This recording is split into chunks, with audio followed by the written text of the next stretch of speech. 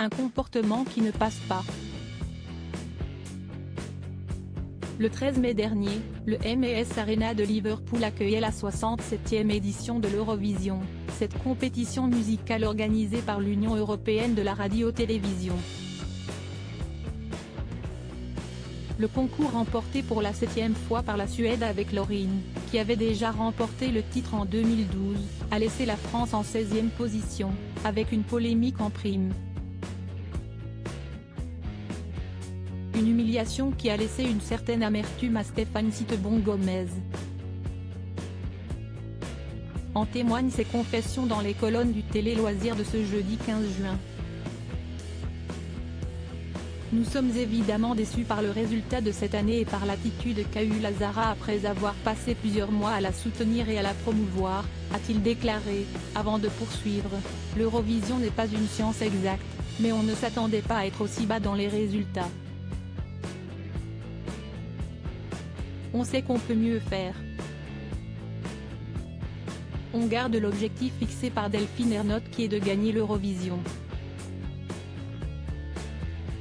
Dans la suite de l'entretien, le numéro 2 du groupe audiovisuel public a confessé que l'organisation se posait la question d'un potentiel retour du fameux vote du public. Visiblement attristé par ses défaites à répétition, le dirigeant a fini par conclure que cela fait 45 ans que la France perd.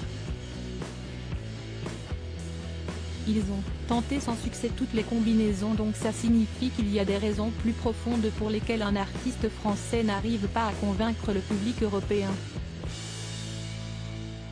Un geste lourd de conséquences. La France n'a pas su se hisser sur le podium de la compétition, et la chanteuse québécoise la Zara n'a pas réussi à contenir sa frustration.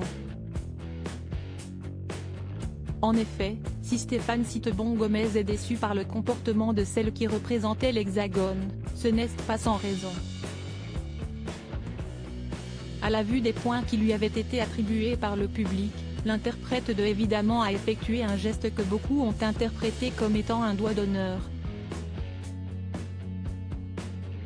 Une attitude qui lui a finalement causé du tort.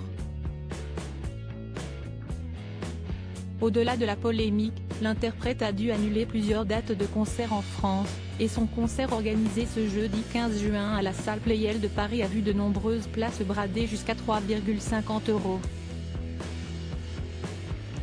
Une saute d'humeur qui lui a coûté cher. Article écrit en collaboration avec 6 médias.